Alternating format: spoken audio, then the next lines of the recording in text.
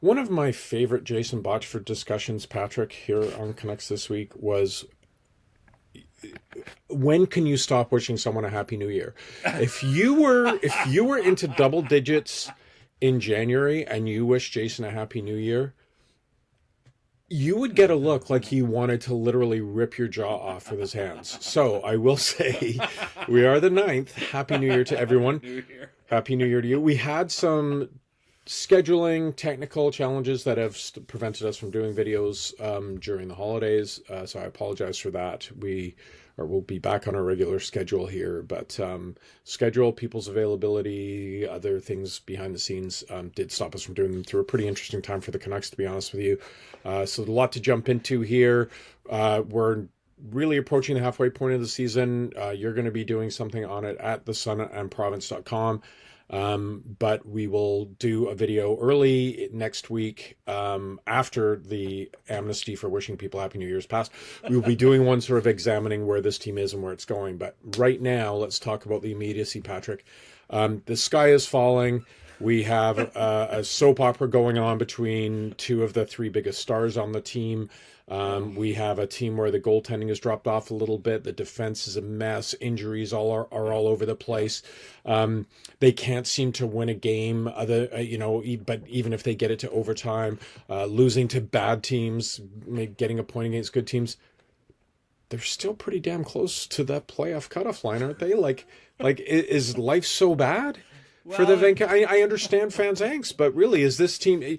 If you just listen to the noise and the chatter around the team, you'd think they were bottom 3 in the NHL, and they were it's time to start selling off assets. It's it's half glass, half empty, half full, isn't it? I mean, that's kind of where we're at. I mean, yes, they're in a wild card spot. You're not wrong, Paul. And you know what? To get to that spot, they've been pretty bad. Yeah. So what if? And have had injury issues, right? And they've had injury issues, and it's I wrote on Wednesday, like, what is this team going to be, right? You come into the season, they were a playoff contender. They weren't a cup contender, we all knew that, but they were a team that was good. They were defending Pacific Division champions. Like, whether they were going to repeat or not, I think that that was a big question. But you're like, oh, this team will make the playoffs, and they should still make the playoffs. The thing is that the competition below them, the Flames and the Kraken, basically, are just not very good. So the what you have to pull off here to actually make it happen, and even the Central Division has been not that great. So there's not a huge risk right now of a crossover.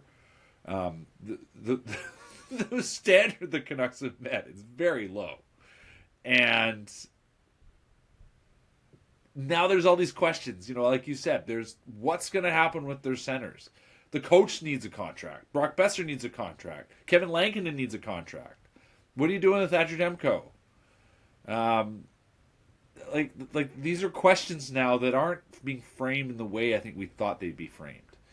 So where does this team go from here? And, the idea that they need a second defenseman, another second pairing defenseman, I should say. We've seen what life is like without Quinn Hughes, and Philip Hronek will be back soon, which is good. And it's just an experience that has not been very appealing. But I admire those of you out there who are saying, yes, half full, it's going to be great. Because, yeah, you're right. It could be great. It should be great. It should be fun anyway. I like to reference this, being an old man. I remember the Seattle Mariners during that period, sort of in the late 80s, early 90s, like sort of before the Griffey run, where they really weren't very good. Oh my and God. their marketing slogan at the start of their marketing slogan at the start of the year was the M's, anything can happen. So you're like not very appealing might be, that might be something the Canucks might want to explore. But no, I tend to be a glass half full person, so I see all the angst, and maybe that's from my history in this market. I waited in line for tickets to this Stanley Cup final in '82. The man of the flying V. But I do. What I like out of all the sports teams that I really follow is progress, right? So everyone can have a down year, and there can be reasons for that, but it's like.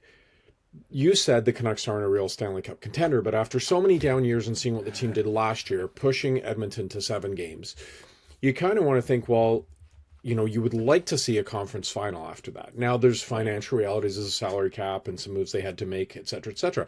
But you'd like to think that if not a cup contender, certainly capable of winning around in the playoffs and getting back to where they were last year would be a bare minimum. Right. Is there concern for you as you look at how this team is constructed? They've traded a lot of draft picks away, a lot, Yes. to the point where you can lodge your Jet Woos and various other players, but it's really, Wielander and Lekiermaki are the real prospects. I mean, Yeah. could Klimovich really be a difference and impact maker? He might make the NHL and have a solid career, but could he be a different maker and put this team over the top? So I look at that and go, if you've constructed this team to go not quite all in, but in that sphere that we've got Hughes, we've got Pettersson, we've got Miller, we've got goaltenders. Yeah, we need to fix the defense. And you don't have a lot behind this crew that's coming. Is there a crossroads now that Jim Rutherford and Patrick Allvin are getting to? Or is that being too dramatic? Well, Miller-esque dramatic? It's a good question. Thank you. Or it's a good question because it's a bit of a thought experiment. What is this team, right? Like the Quinn Hughes window was always going to be the window. And that's the broadest part of the window because he's their best player and he's their youngest of the stars. Yeah. Yeah, and maybe this is a point that should have been hammered home a little bit more before now, but let's make it clear now, right? Like Hughes is under contract a couple more seasons. He is their best player. He's at the height of his powers, and he's a guy that is from a Canucks standpoint for the Canucks, he's a generational talent. He is going to be a great defenseman. I mean, he is. There's, as I've said many times, the fact that he keeps getting looped in with the likes of Bourque and Coffey and Orr and Leach says everything of the quality of the defenseman he is almost certainly going to be for the remainder of his career, which is an all-timer. And so he's the guy that is the focus of all of this. So how do you optimize what he is doing? Obviously they locked in with JT Miller. They locked in with Elias Pettersson because those were the two centers they believed were the right fit for Hughes. And certainly when one of them is on the ice with Hughes, you can see it. They play at the same pace. Now, the challenge has been, especially for Miller, is when he is not playing with Hughes. That's when you start seeing the warning signs. And obviously Miller is now in his 30s and is in the second year of his contract. And you're, realistically have to start thinking, how much longer is this going to go for? And is that the way to stick around? So that's why I think when you do hear noise, I mean, I haven't had any suggestion of this, but others are reporting on this, that if the Canucks were to make a trade, it would be with Miller because they recognize exactly that fact, that for this team, for where they are at, that the Miller runway is getting shorter. They just have to assume that. So is this team right now, as it's built, that close to being a cup contender, or do they need to shift gears and try a few other things differently? The team that we've cited before, I mean, I think I wrote this 2 years ago, was the Colorado Avalanche, right? Like a decade ago, they thought they were going one way. They had a bunch of young players. They had Matt Duchene and Ryan O'Reilly, and they thought they were going this one direction. It didn't work. So they blew the whole thing up. Right? It went with Nathan McKinnon. I mean, I guess they had Nathan McKinnon in the stable, but they went in a completely different direction. It was a similar thinking, but they went with not the players you thought. Now, the Canucks don't have a Nathan McKinnon, and I do not think Jonathan Lekiermaki is that guy. He obviously has shown well in his limited time in the NHL, and he is going to be a player for this team, I think. But he is not a guy you build your team around. And so if you're going to change direction, you are going to inevitably look at the older players on the roster, and that's why we've been talking a bit more about Brock Besser. I mean, Brock Besser's been a great Canuck. I really have enjoyed watching him play hockey. For the most part, I've enjoyed speaking with him in interviews. But again, to your question, what is this team? Is this team actually on the verge of being a contender, or is this a team that needs a true and proper reset?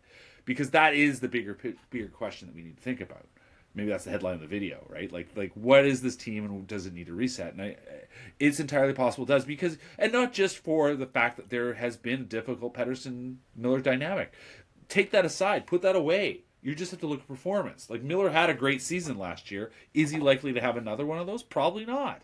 Well, chicken and egg though is the reason that those seasons aren't. You say the same thing about Pettersson. I mean, he's figured out. Oh, wait a second, no, he hasn't.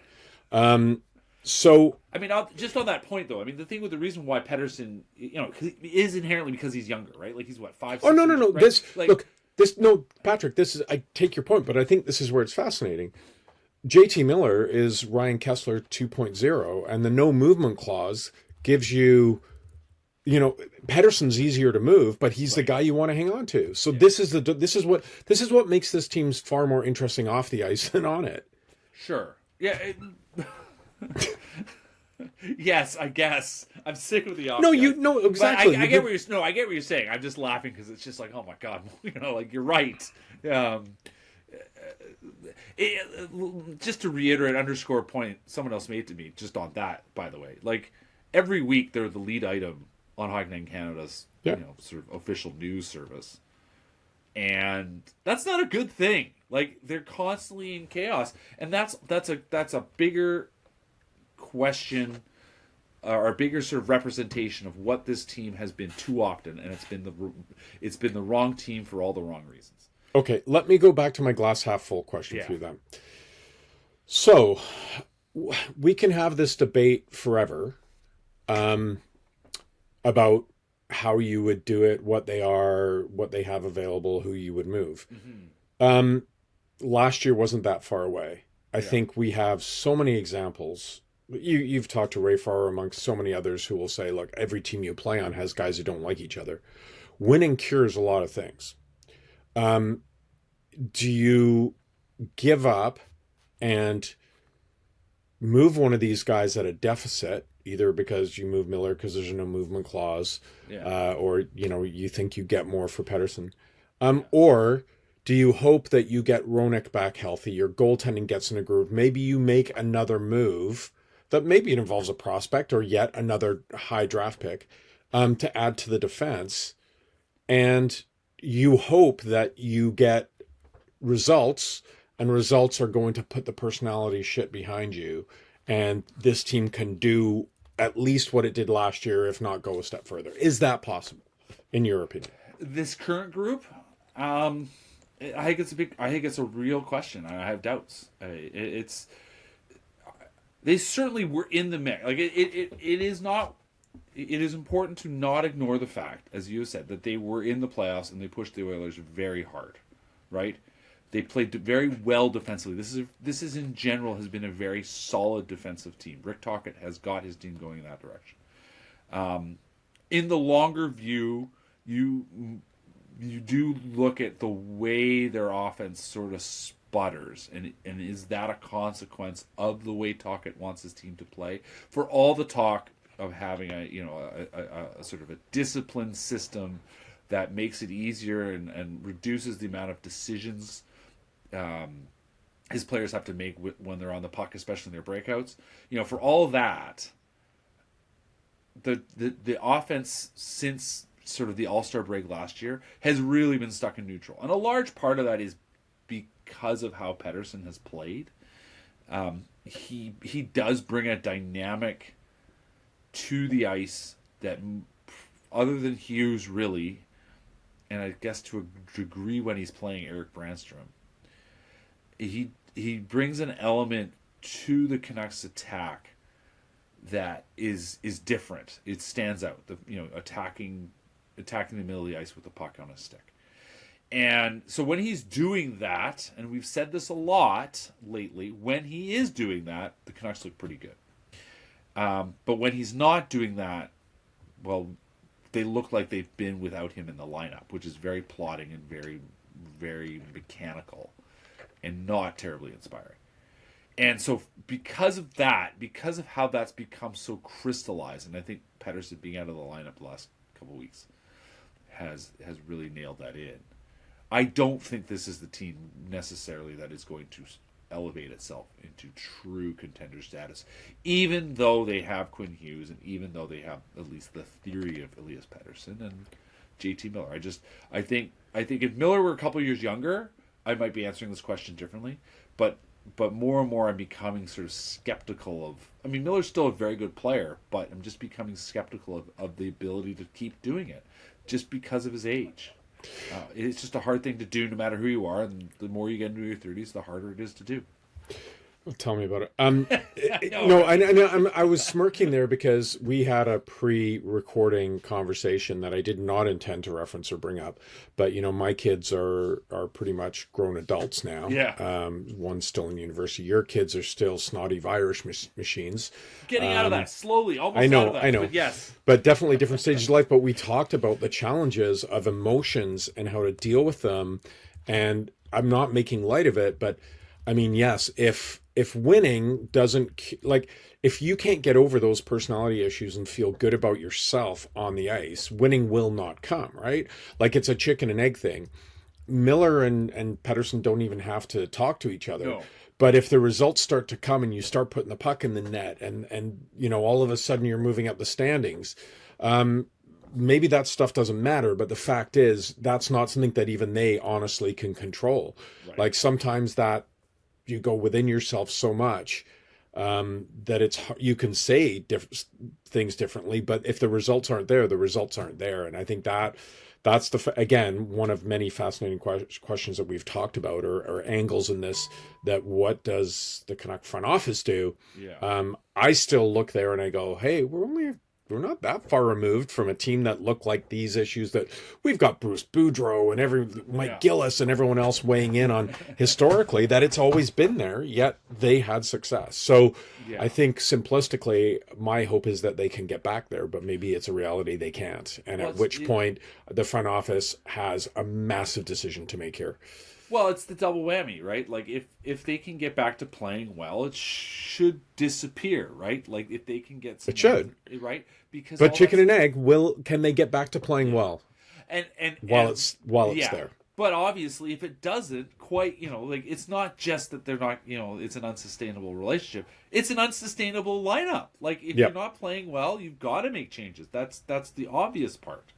Right, and they have, and Patrick Allvin certainly has learned from Jim Rutherford to not be afraid of moving on from these things, right? Like they moved on. They have made trades of players. They moved on Daniel Sprong. I still don't quite understand what happened with Daniel Sprong, because there was clearly an understanding, across the board, that this was a guy that was not a perfect player, but there was enough there he could be useful. And I find myself wondering, could they use his his little sort of depth offense on a little here and there, and hasn't really worked for Seattle either. Yeah, it didn't work in Seattle, so probably the answer is no.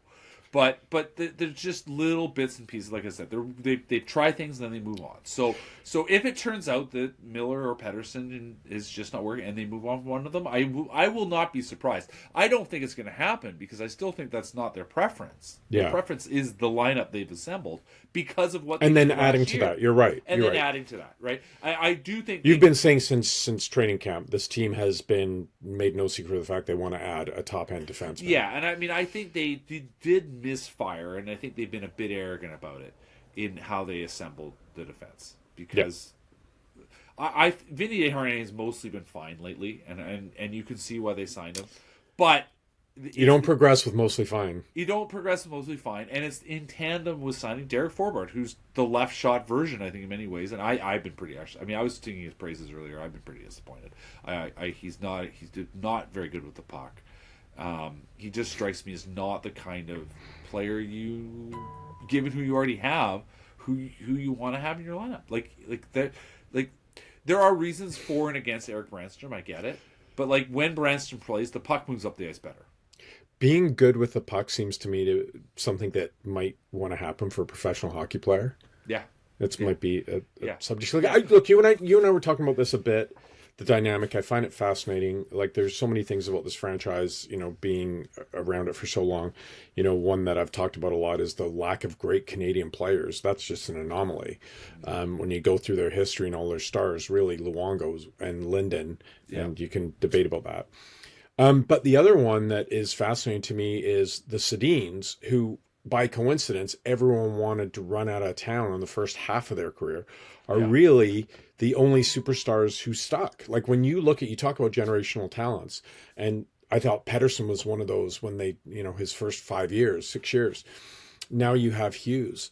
Like, the history of this franchise, from, you know, Bure to Linden to even Luongo, it has not been out of the DNA of this franchise to have players that you think can't trade cornerstones that end up leaving and going somewhere else in their prime of their career for a good part of them. So there are, you know, players that other franchises have, like untouchables. Free agency certainly makes that more, you know, more difficult these days.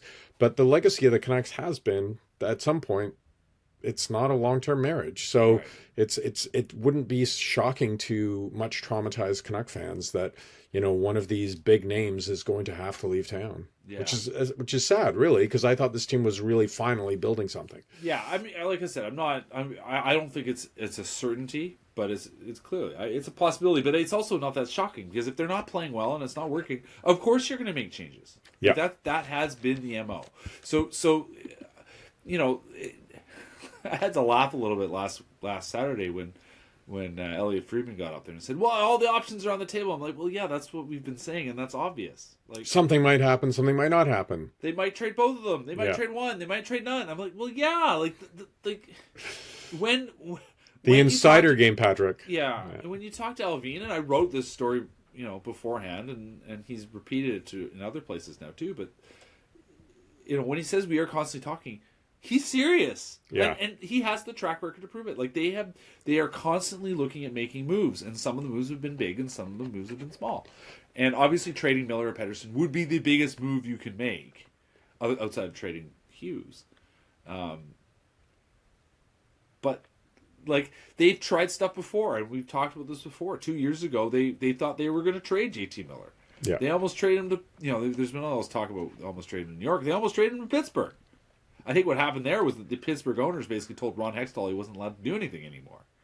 So that ended that. So, you know, they've had big swing ideas out there in the past. Well, Patrick, even you had written about this, the interview, right? Like, Alvin goes publicly and kind of tries to stoke a fire under Pettersson. Yeah. Now, an injury has maybe mitigated whether or not we'll see that work, but I mean, I don't know. It's that's a couple of weeks. That's the drama from a couple of weeks ago, and the team's still stuck in this. So, look, we should wrap this up. We're going to do another video next week, as we talked about. I want to thank everyone for listening, watching. We will have another video for you next week. You also have all your Canuck content coming every day. Sign up to the Canuck Report at thevancouversun.com, theprovince.com, if you want that. But let's just look at the next week. There we go. We haven't done this in a while, Paul. No, back-to-back games in Carolina and Toronto. I'm, first of all, considering that they're always first on Hockey Night in Canada, I'm stunned that the Leafs game isn't at 10 o'clock local time there to appease the Vancouver audience, as happens vice versa. But no, we've got those two games, and then we've got Winnipeg next week before they play the Kings at home after this long road trip. What are we seeing here? 3-4 overtime losses? Oh my God, I can't take it. I mean, that Carolina game's gonna be tough. Carolina just doesn't let you have the puck, and the Canucks have been a pretty decent possession team this year. They haven't been Carolina-esque, but that Hurricanes team is always so tough. So I don't think that's a win. I think that's a loss. I think they could surprise us all on Hockey Night in Canada. Is Elias Pettersson going to return for that game or for both games? I don't know. You certainly hope he does. I think they surprise people and win in Toronto. I'm just going to throw that out there because that's the chaotic answer. And then I think they lose in Winnipeg. So they're going to go 1-2 on the remainder of this road trip. I always have to be the optimist versus you got to go 2-1. So I'm going to go 2-1. I think they beat Carolina, lose to Toronto, and beat Winnipeg. Okay, there you go. I'll say that. There we go. Complete opposite. Yeah. It's what makes me special.